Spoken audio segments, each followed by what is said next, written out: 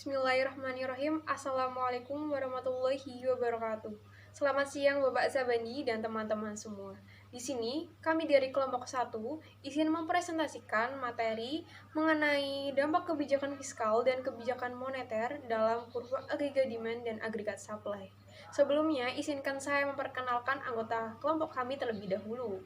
Yang pertama, dengan saya sendiri, Richa Angelia Selby dengan nomor induk mahasiswa K7621100 dan Yesika Ade Aryawan.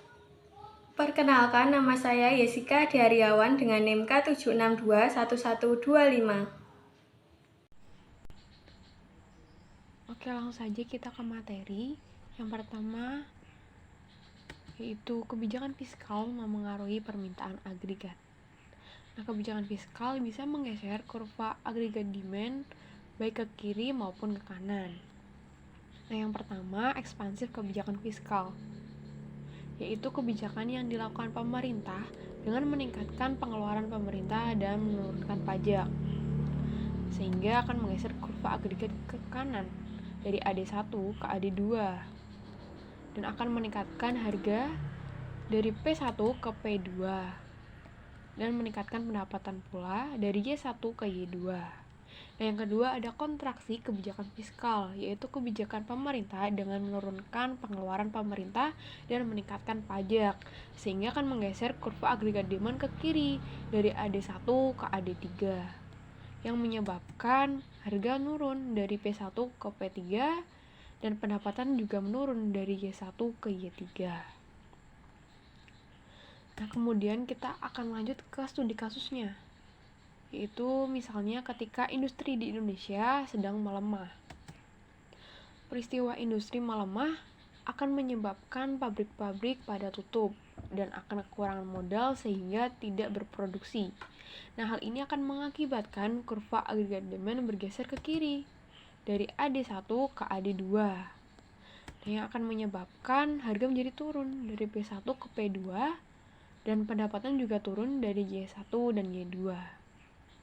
Nah, dalam hal ini pemerintah akan melakukan kebijakan, yaitu dengan kebijakan fiskal. Dengan kebijakan fiskal, pemerintah akan memberikan bantuan berupa subsidi pada pabrik-pabrik yang tutup tadi, sehingga pabrik-pabrik tersebut dapat beroperasi kembali. Nah, peristiwa ini akan menggeser kurva agregat demand bergeser ke kanan dari AD2 ke AD3, sehingga akan meningkatkan harga dari P2 ke P3 dan akan meningkatkan pendapatan dari Y2 ke Y3.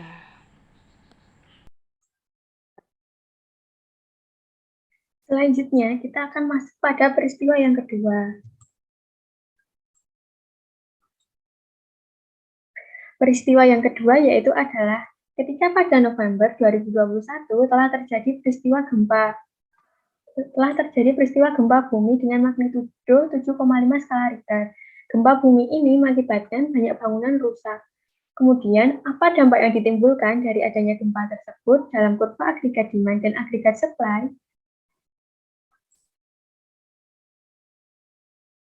Yang pertama, kita akan pelajari kebijakan fiskal mempengaruhi penawaran agregat. Di sini kebijakan fiskalnya yaitu adalah dengan pemberian subsidi. Penawaran agregat ini berhubungan dengan perusahaan, sedangkan permintaan agregat itu berhubungan dengan masyarakat. Kebijakan fiskal mempengaruhi penawaran agregat. Peristiwa terjadinya gempa bumi dengan magnitudo besar mengakibatkan bahan baku menjadi langka, sehingga biaya produksi perusahaan mengalami kenaikan. Dengan naiknya biaya produksi, maka jumlah barang yang diproduksi pun menjadi menurun. Yang sebelumnya kurva penawaran agregat pada AS1 bergeser ke kiri setelah terjadinya peristiwa gempa bumi menjadi AS2. Titik keseimbangan yang sebelumnya pada titik A bergeser menjadi pada titik B. Untuk memulihkan keadaan ini, maka pemerintah pun memberikan subsidi kepada perusahaan. Dengan subsidi tersebut, maka perusahaan pun tetap dapat beroperasi dan jumlah barang yang dihasilkan menjadi lebih banyak. Dari Y2 menjadi Y3. Kurva penawaran agregat pun bergeser dari AS2 bergeser ke kanan menjadi AS3. Titik keseimbangan pun juga bergeser setelah diberikan subsidi, yang sebelumnya pada titik B, kemudian bergeser pada titik C. Yang selanjutnya yaitu adalah kebijakan fiskal mempengaruhi permintaan agregat. Permintaan agregat ini tadi berhubungan dengan masyarakat. Kebijakan fiskalnya tetap, yaitu adalah dengan pemberian subsidi. Peristiwa terjadinya gempa bumi dengan magnitudo besar mengakibatkan pendapatan masyarakat menurun.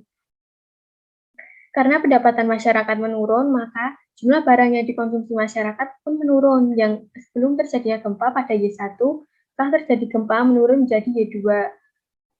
Kurva permintaan akan barang dan jasa pun turun, yang sebelumnya pada AD1 bergeser ke AD2. Titik keseimbangannya sebelum terjadi gempa pada titik A bergeser pada titik B.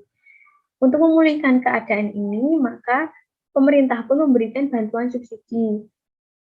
Dengan adanya bantuan subsidi, maka pembelian barang dan jasa oleh masyarakat pun meningkat dari Y2 menjadi Y3.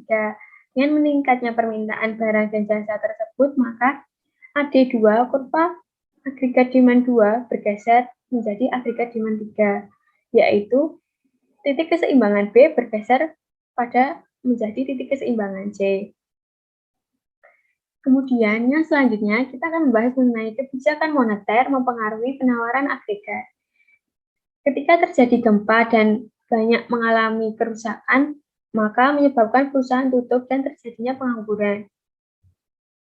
Kebijakan moneter ini yaitu adalah kebijakan yang dilakukan pemerintah dengan melakukan memperbanyak money supply atau dengan menaikkan atau menurunkan tingkat suku bunga. Karena gempa tadi menyebabkan perusahaan tutup dan terjadinya pengangguran, maka banyaknya pengangguran menyebabkan nilai uang dan tingkat harga naik, sehingga kurva AS1 bergeser ke AS2. Karena banyak pengangguran dan perusahaan yang tutup. Jumlah barang yang diproduksi pun berkurang. Yang sebelumnya pada Y1 bergeser menjadi Y2. AS1 bergeser ke AS2 karena perusahaan tutup. Kemudian, untuk memulihkan keadaan ini, maka pemerintah pun menurunkan tingkat suku bunga. Dengan turunnya tingkat suku bunga ini, maka diharapkan perusahaan dapat beroperasi kembali, sehingga jumlah barang dan jasa yang dihasilkan pun meningkat dari Y2 menjadi Y3. Kurva penawaran pun bertambah atau bergeser ke kanan, karena terjadinya peningkatan jumlah barang dan jasa tadi, dari AS2 ke AS3. Titik keseimbangan dari B bergeser ke C. Kemudian, selanjutnya, kita akan membahas mengenai kebijakan moneter mempengaruhi permintaan agregat.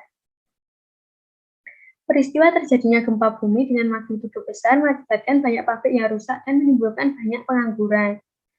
Karena banyak pengangguran tersebut, maka pendapatan masyarakat pun menurun. Dengan menurunnya pendapatan masyarakat, yaitu dari Y1 sebelum terjadi gempa menurun menjadi Y2. Titik keseimbangan A bergeser ke B. Dan AD1 bergeser ke kiri menjadi AD2 karena terjadi gempa. Kemudian, untuk memulihkan keadaan ini atau memperbaiki keadaan ini, maka pemerintah pun menurunkan tingkat suku bunga. Dengan turunnya tingkat suku bunga diharapkan, maka masyarakat dapat pinjam uang di bank, sehingga konsumsi masyarakat kembali meningkat. Dari yang sebelumnya jumlah barang yang dikonsumsi Y2, meningkat menjadi Y3. AD2 pun bergeser ke kanan menjadi AD3, dan titik keseimbangan pun bergeser dari yang sebelumnya pada titik B bergeser ke titik C. Sekian presentasi dari kelompok 1. Jika ada kurang lebihnya, kami mohon maaf. Terima kasih. Wassalamualaikum warahmatullahi wabarakatuh.